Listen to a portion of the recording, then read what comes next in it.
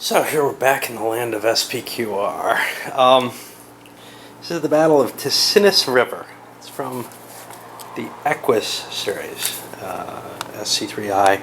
It was originally thought to be going to be a module. They decided to publish it in C3I instead, maybe because of lack of desire for it, or maybe because cav battles, pure cav battles, and that's what these are a little iffy. This is back in the Second Punic War again. In fact, I think all the battles from this one, are from the Second Punic War.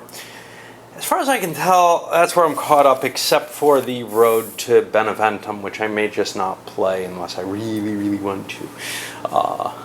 Speaking of really, really want to, well, first of all, I cataloged what I have left, and I think this is it, so that I can sort of do them in order now. And that'll help me in terms of organizing my own head. One thing to look forward to is Raphia is coming up. That's not really obviously it's not at all a Roman battle, so what does it belong in SPQR? Well, SPQR has the elephant module, and it is the premier elephant battle. Elephants versus elephants. I've already played the GDW version. There is this question in my mind, though. Why do I keep playing these? I enjoy them. It's not a question. But there is the question. I've got this huge pile, and just picked up, or got the new version of A Mighty Fortress, a game I've wanted since I first saw it many, many years ago. A friend of mine had it, and I never quite asked him. He was mainly no longer a gamer, and I never quite asked him, hey man, do you want to sell that? I don't know if he would or not. He had a lot of SPI games that I was interested in. That was the most interesting to me. Things like the old Civil War one. But anyway, I ended up paying way too much for the new release of it, and I feel like I probably should have just, for that money, bought the SPI version from someone used. Especially after looking at the components, they weren't too thrilling. But we'll get to that some other time. Anyway, going back to the why am I playing so much SPQR? Because if I look at other systems that had tons and tons of scenarios, the only one I can think of that I tried to play through completely was Ambush. And then I only got halfway through because of my map problems, which I've solved. I bought some modules, but somewhere in here, there's another module. There it is. I bought another copy of Ambush just for, well, not just the map. It turns out some cards, etc. I ended up with two sets of the wrong pieces, or two sets of one set of one half the game, and this was new. Anyway, but I think of things like Squad Leader and Panzer Blitz, Panzer Leader, Desert War, all these games that had a bunch of scenarios in them, and I never showed this same devotion to playing on. There's sort of the, well, how much am I going to learn just playing more and more of this system? I got a couple of reasons, about three that I can think of that might be influencing it. One is, I paid a lot for this, especially for a used version. If I bought the deluxe version, I'd have a lot less counters, so, well, I wouldn't have all the C3I stuff. I might not have all the counters from all the expansions and all the scenarios from all the expansions. I know I wouldn't have. So there's sort of the, well, I paid so much, I better get my money's worth from it. But I think I've gotten my money's worth already. Considering I paid about the same as I paid for A Mighty Fortress, and I've already spent a significant amount of time playing this sucker. All right, that's one down. Another would be the videos themselves. Are they causing this? I'm not sure. They shouldn't be, because I don't think anyone out there, or very many people out there, are watching these anymore. And I also don't know, even out of those, if they would not rather be seeing some new things, maybe some other things from Great Battles of History than just SPQR.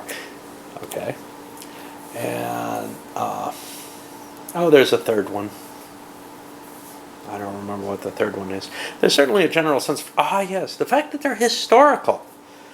That's the point that's missing from most of the other games I have that have many, many scenarios.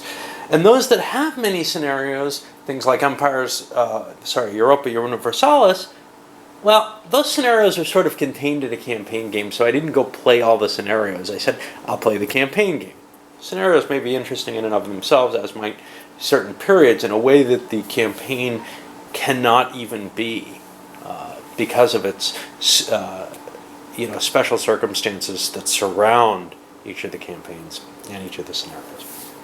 But that all aside, they're at least contained. Here, I look at things like Panzerleiter, Panzerblitz, and I might say, I can play a scenario with, this weird little weapon, or this odd setup, or SFB. Oh, look, there's a dragon in there, But there's only so many of those that you can get through, and you eventually, and squad leaders the same way, and you eventually say, I just do not want to play each one of these. There's no desire there. With Ambush, there's this ongoing story, which is interesting, of course. Except that I always got my squad pretty much destroyed within 2 scenarios. So it wasn't that ongoing. It's like, there's a guy still... Yeah, I'm not too good at it. But with this, every single one of these is a historical battle, with the exception of things like the Alexander in Italy, which I'm actually skipping over. So I think that may be a factor in it, and there's this overwhelming sense of duty as well that applies to everything that I do. But that sense of duty with the historical, I think, fits in there. I'm not promising I'm going to do all of them, but I've at least ordered them so that I can see what the task is, and it doesn't look that terrible, especially with scenarios this size. This is a tiny one. Now, hey, what happened here? I forgot all about what the story is, but it's a tiny Cav versus Cav battle. We've got, not entirely Cav. The Romans have a set of velites up front. It's Publius Scipio. Trying to remember where he is here. This is right after Hannibal's crossed the Alps. So we're kind of going back in time from some of the scenarios like the Trebia that I've done, and of course, I think I did, and things like Cannae. And Scipio sends his army from Marseille, or Massila, out into Spain under his brother, and he comes back and takes command of his own of another force, and the other consul is coming forward with troops from Sicily to reinforce him. However, Scipio decides, and this is not the Scipio, this is Publius Scipio, to make a quick attack on the weakened forces of Hannibal, and it ends up developing as a strike forward with the Roman Cav, some Celtic allies, and the Velites against the defending Carthaginian Cav and some of their Spanish lancers as well, which are about equivalent to the Celts. And what we're going to see is, I think, a very fast and furious little fight that'll break pretty quickly. There aren't a lot of pieces. The rout levels are fairly low, right? I think they're like 37 for the Romans and 46 for Carthage. And Cav tends to be so maneuverable, hit flanks and stuff so fast, and become this tangled mess that I think it's going to be over real quick. It's not going to be one of these plodding affairs of the units smashing together and reforming and smashing together and reforming. At least that's my guess. We'll see how it actually turns out. All right. Well, that's the end of the first turn here.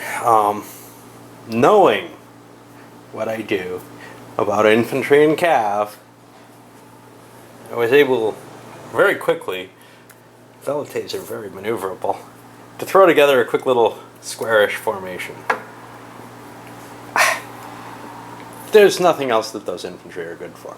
And now here comes the problem. I'm so outnumbered in cav, so I pulled back, hoping that maybe an attack from the flanks or whatever will allow the infantry to somehow get involved in this battle to give me a slight edge. And the Carthaginians, of course, spread out to try to handle the cav. This is a hopeless situation for the Romans as far as I'm concerned, but we'll see how it actually plays out. Maybe they'll get lucky here. I pulled the Celtic cav back as well, just trying to give myself a little bit of space in order to best maybe try to catch the Carthaginian in the gap there or something. Of course, if I go too far back, they could attack the velites, but that's not particularly profitable. Attacking infantry in a square, well, I mean, they are only velites, and they should probably crack under the skill and the power of those lancers. And look at what the comparison is here. Lancers versus light infantry, no bonus there. Lancers versus light infantry front on. It's a 7. The light infantry have a technical quality of 4. The lancers have 8s and 7s. Well, the light cavalry have 8s. The lancers have 7s. They should be able to mop up the infantry if given the chance, but I want to get the cav out of the way first. That's clearly the goal. Alright, well, let's see. Romans pulled back just a little bit further and closed up their circle as best they can. It's not perfect, but the Carthaginians are ignoring it. They're sliding forward. They're actually exposing their position ever so slightly to the Romans. There's a flank exposed on each of these lines. The Romans can take that if they want, and they probably will. It's just a matter of let them have it, and then we get to the straight cav battle, get it over with fast. The velites will be all that's left, and they will be trivial. Actually, it turns out Hannibal is cleverer than I am. He didn't expose any flanks. He's at exactly the right distance here. I can't move one of these somewhat slower Roman cav into position to make a flank attack, and I can't quite make it here either. What I can do, however, is break my infantry. And I think that's what I want to do in order to get attacks on the flanks on the cav with that. Why is that legitimate? Because there's nowhere that the cav can run to. If they're directly in line, the infantry can come charging forward. They can hit the cav and intercept them. Seems a little wanky to me, but that's how I read the rules at least. Oh, he's not finished. Alright, well, let's have at that. Well, there's an effect I didn't expect. 3 full initiatives for the Tribune, launching wave after wave against them. The infantry chickened out as they were coming in. Some of them hit. We got quite a bit of damage on this light cav. One of them was routed here, and only one velite ran away. But, I mean, they were just charging there, and they said, I don't think so.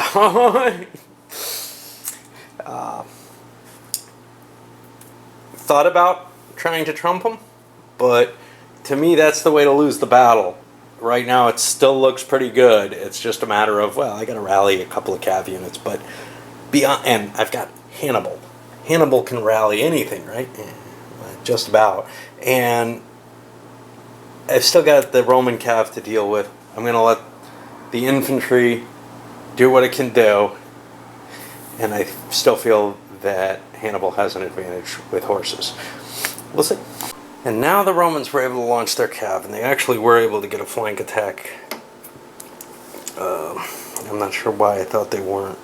I counted the points, and not on this side. On this side they set up kind of behind those routed units, which are going to disappear probably unless Scipio can do something about them. But over here we were able to pick off one unit and then push another one and hit it and drive forward. So we routed a couple of those cav total so far. Risky position though, but this is a battle that didn't look good for the Romans at all. Alright, well, now it's time for at least one of, just one of the Carthaginian commanders to go before Scipio gets to go, and he'll be probably trying to rally those routed units. But if there's a great opportunity, he may take it to launch an attack of his own with something. Well, Mago committed his cav and smashed most of the Roman cav over on this on the Carthaginian left. One unit remains.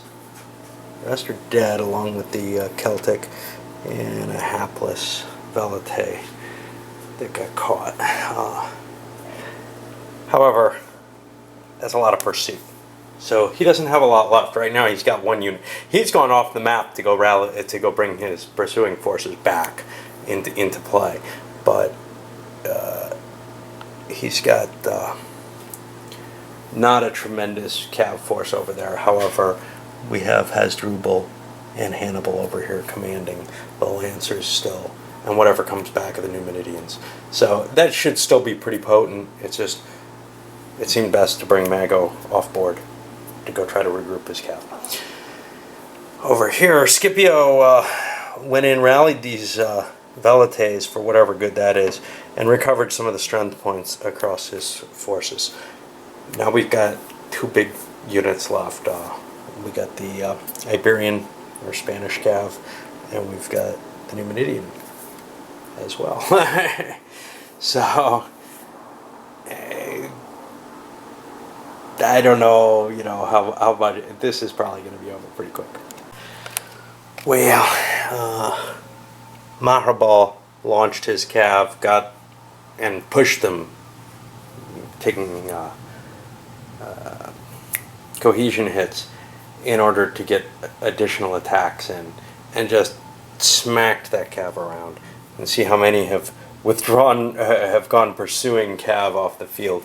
Total casualties are over here. It's 11, 21, 31, 47. I haven't activated Hannibal yet. We're already over the tactical quality for the Romans. There's no way, unless Hannibal goes around failing to rally lots of people, that Carthage can break or get hurt or anything. So this is over. It was about a 15 to 20 minute battle on actual playtime, I would guess, at most. Really, really fast. I haven't seen anything quite this fast. Some of them are maybe a half hour, 40 minutes or so. But this was just so fast and less painful than perhaps most cav battles would normally be. Anyway, I'm really pleased to have been able to play something this tiny. It was cute. It would have been perhaps an interesting thing to go into detail like I did with one of the others, but I don't think there's really a need for that, except maybe to showcase that I'm probably getting some rolls wrong. Nobody called me on any of the others, so who knows. It's kind of tough with SPQR and with the Great Battles of History. Some of the rules, you just kind of have this, I don't know for sure. And the same thing with the Infidel series. I don't know for sure if I've got it right. And I've said things, and nobody said anything. And then I've noted, I'm pretty sure that's not the right way, and nobody said anything. So maybe those of you watching this aren't that into Great Battles of History, or maybe, like me, you don't really care. I mean, the battles turn out pretty much the same. It doesn't make much difference. Some big ones like not being able to do line commands or something as often as I thought, those can really affect the game. However, I still don't know how much. Usually these are fairly unbalanced. Anyway, this one was cute. I really got kind of a kick out of something so tiny. Up it goes.